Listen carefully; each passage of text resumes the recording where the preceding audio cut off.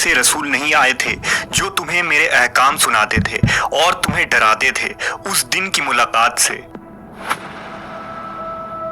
ये आयत इस बात की वाज़ेह दलील है कि जिस तरह बनी नूह इंसान में पैगंबर माबूस किए गए, उसी तरह कौम जिन्नात में भी उन्हीं में से नबी भेजे गए थे।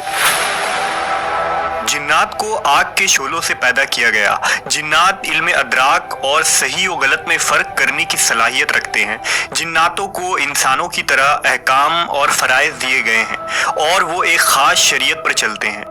इंसानों की तरह ही उनका भी जज़ा व सज़ा और हिसाब किताब होना है और उनमें एक ग्रोह मोमिन जबकि दूसरा ग्रोह काफिर है।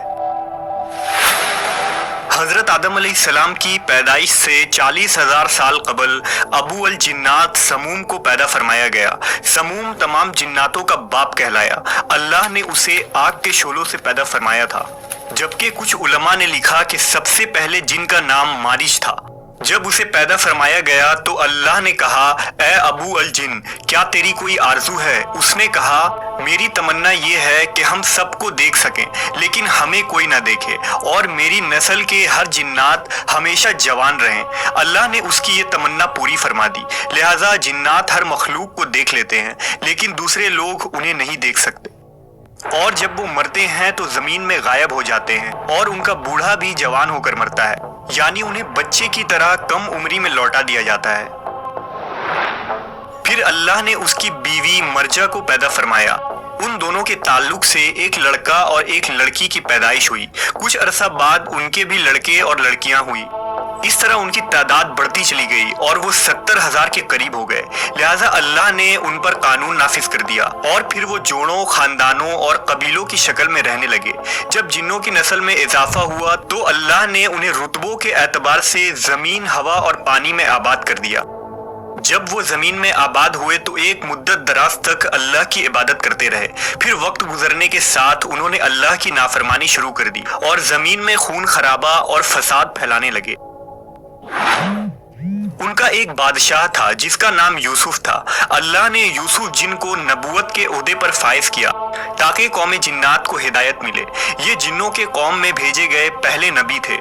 जब उन्होंने अपने कौम को दावत हक दिया तो जिन्हों ने उन्हें कत्ल कर डाला। लिहाजा अल्लाह ने बतौर सजा दूसरे आसमान के फरिश्तों का एक लश्कर भेजा।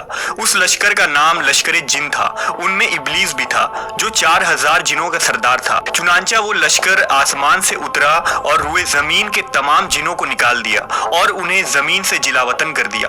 उनको दरियाओं, जजीरों में भगा दिया गया।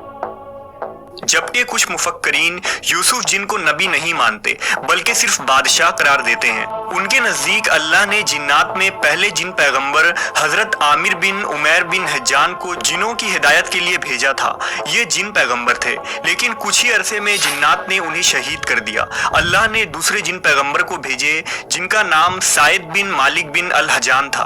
उनको जिन्नात की हिदायत के लिए भेजा गया था लेकिन उन्हें भी जिन्नात ने शहीद कर डाला। ये सिलसिला 800 सालों तक जारी रहा। उनमें बलीका, चलपानीस, जान और कई जिन पैगंबर माबूस किए गए। इस दौरान उन्होंने 800 से ज्यादा पैगंबरों को शहीद किया। इसके बाद अल्लाह ने कौम जिन्नात पर अजाब नाजिल फरमा दिया और जब उन पर कहर नाजिल हुआ तो जमीन का बड़ा हिस्सा उनसे साफ कर दिया गया। उनमें से चंद इताअत गुजार जिन बच गए जो गारों, समुंदरों और पहाड़ों में चले गए। लिहाजा जिनों पर एक लश्कर भेजा गया जिनका सरदार अज़ाज़ील यानी इब्लीस था। उन्होंने जिनों को रुए जमीन से भगा दिया। जिन्नात से जंग के बाद अज़ाज़ील ने अल्लाह से इल्तिजा की कि उसे जमीन में ही रहने दिया जाए। लिहाजा वो यहाँ आबाद हो गया और उसकी नस्ल खूब फली फूली। उसकी कसरत इबादत की वजह से उसे सातों आसमान और जन्नत में भी जाने की इजाजत मिल गई। फिर इब्लीस ने रुए जमीन के जिन्नातों को अपने साथ मिलाना शुरू कर दिया। जिन्नात के 4 कबीलों ने इब्लीस के हाथों पर बैत कर ली जिनका नाम खन, दाम, मुमताज और मरामस था। जबकि जिन्नातों के 2 कबीलों ने इब्लीस के रास्ते पर चलने से इनकार कर दिया जिसका नाम बिस्मिल्लाह और जाफर था। जबकि कुछ मवर्रखीन ने लिखा है कि अज़ाज़ील भी जिन्नात के ही कबीले से ताल्लुक रखता था। उसने जिन्नात के एक कबीले बलोजान की एक लड़की से शादी की और अल्लाह ने अज़ाज़ील को हजारों बेटों और बेटियों से नवाजा था। जब सारे सर्कस जिन्नातों को खत्म कर दिया गया तो वो वक्त हजरत आदम अलैहिस्सलाम की पैदाइश का वक्त था। پھر اللہ نے فرمایا میں زمین میں اپنا نائب بنانے والا ہوں جو انسان ہوگا۔ حضرت آدم علیہ السلام کے اس دنیا میں تشریف لانے کے بعد جناتوں میں کوئی نبی نہیں بھیجے گئے۔